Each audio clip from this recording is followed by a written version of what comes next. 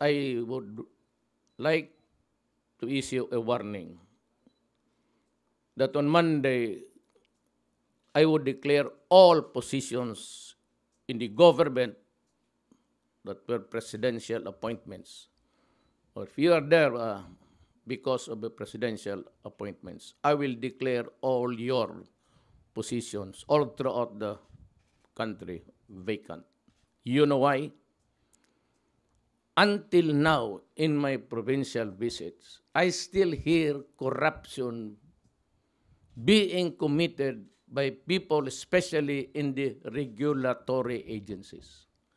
I would like to point out one, the LFTRB,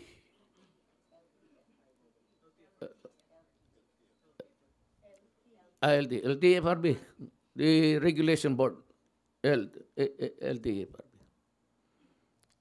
I forgot his name, but come to me and see me in Malacañang. The LTO and those who are appointed to the positions of LTO, except the career, consider your positions vacant as of this hour. All of them. Lahat.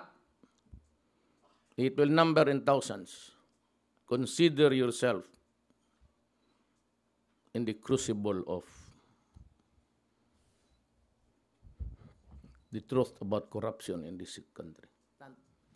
There's always a deputy or even the first clerk. They can take over until such time I decide whether I will dispose of you or not. But you do not, I gave you a warning, the Filipino people. Stop it. I promise the people, the 16 million, I will give you a clean government. It will be clean, and it would maybe along the way costs the employment of some who are really corrupt. If I go there once, twice, and still I hear about complaints, and if you are a presidential appointee, meaning to say, I appoint you, or you were appointed by the previous president, but the appointing authority has the power to appoint and the power to dismiss without any reason except that loss of confidence in your ability to deliver your mandate. Follow-up, sir.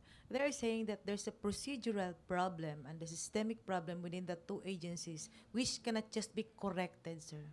It's a problem that's in the system and the structures, maybe the functioning or the aberration in the system or the flow of that work. I really won't mind.